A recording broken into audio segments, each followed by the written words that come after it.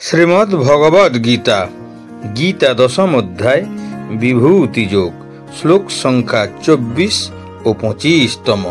এই শ্লোকের সম্পূর্ণ বিস্তারিত ব্যাখ্যা। পুরোদশং চ মুখ্যং মাং বিদ্ধি পার্থ বৃহস্পতিমা সেনানি নামহং স্কন্দঃ সারসামস্মি সাগর। হে পার্থ, পুরোহিতদের মধ্যে আমি প্রধান বৃহস্পতি, সেনাপতিদের মধ্যে আমি কার্তিক এবং জলাশয়ের মধ্যে আমি সাগর। পুরোহিতগণ মন্দির ও বাড়িতে পূজা, ধর্মীয় আচার অনুষ্ঠান ইত্যাদি ক্রিয়া সম্পাদিত করে থাকেন। বৃহস্পতি হলেন স্বর্গের প্রধান পুরোহিত, তাই তিনি সমস্ত পুরোহিতদের মধ্যে শ্রেষ্ঠ। কিন্তু শ্রীমদ্ ভাগবতের 11তম স্কন্ধ 16তম অধ্যায়ের 22তম শ্লোকে শ্রীকৃষ্ণ বলেছেন যে তিনি পুরোহিতদের মধ্যে বিশিষ্ট, অর্থাৎ বৃহস্পতির মধ্যে তাঁর মহিমাই প্রকাশিত হয়।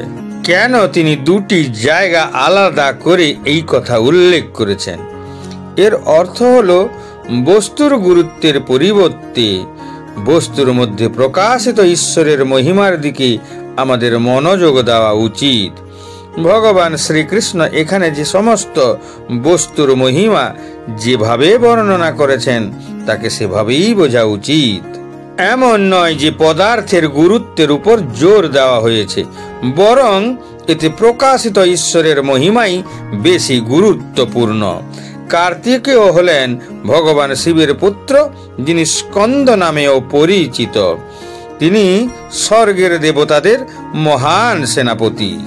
অতএব সমস্ত সেনাপতির মধ্যে সর্বশ্রেষ্ঠ কার্তিকেয় ঈশ্বরের মহিমায় প্রদর্শিত হন। শ্রীকৃষ্ণ বলেছেন যে সমস্ত শান্ত জলরাশির মধ্যে তিনিই হলেন উগ্র ও পরাক্রমশালী সমুদ্র।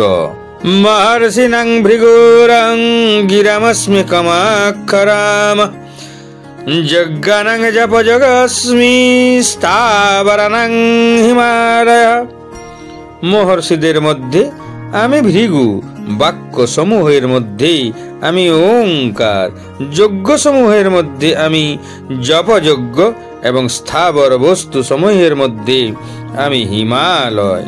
যদিও সব ধরনের ফল এবং ফুল একই মাটিতে জন্ম নেয়, তবুও তাদের মধ্যে সেরাটিকে প্রদর্শনের জন্য নির্বাচিত করতে হয়।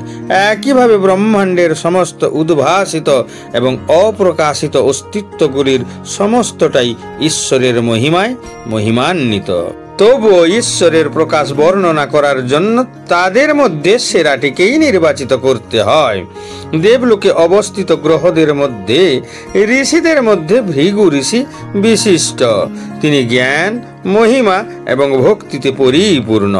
ভগবান বিষ্ণুর বুকে ভৃগুর পদচিহ্ন রয়েছে, যার কারণে পুরাণে বর্ণিত ঐশ্বরিক লীলায় উল্লেখ রয়েছে, যেখানে বলা হয়েছে যে ভৃগু ব্রহ্মা, বিষ্ণু এবং মহেশ্বরের ধৈর্যের পরীক্ষা নিয়েছিলেন।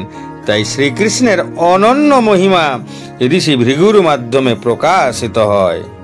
ভগবানের নিরাকার রূপ ওম কম্পন ধ্যানের মাধ্যমে করা হয়, যা ঈশ্বরের আরেকটি প্রকাশ। শ্রীকৃষ্ণ 7ম অধ্যায়ের 18তম এবং 8ম অধ্যায়ের 13তম শ্লোকে ব্যাখ্যা করেছেন যে প্রণব শব্দ ওম হল পবিত্র ধ্বনি। ইহাই অনাহত নাথ এবং এই স্পন্দিত ধ্বনি ব্রহ্মাণ্ডে বিরাজমান।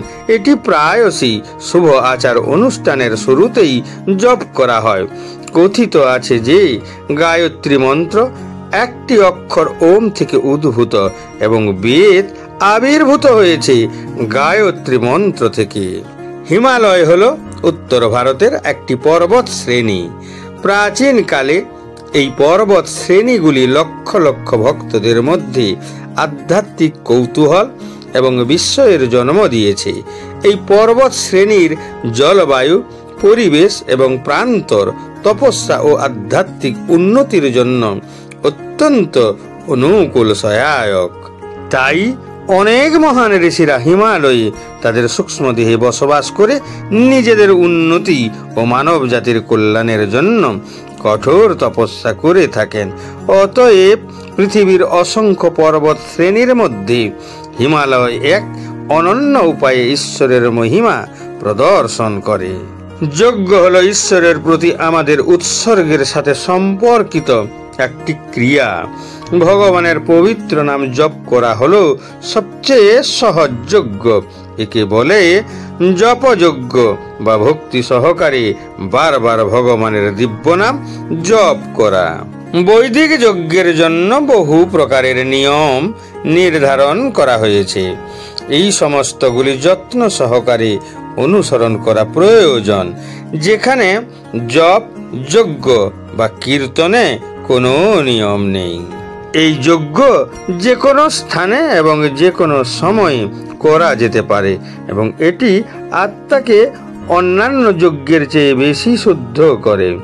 কলিযুগে ভগবানের নাম স্মরণের উপর বেশি জোর দেওয়া হয়েছে।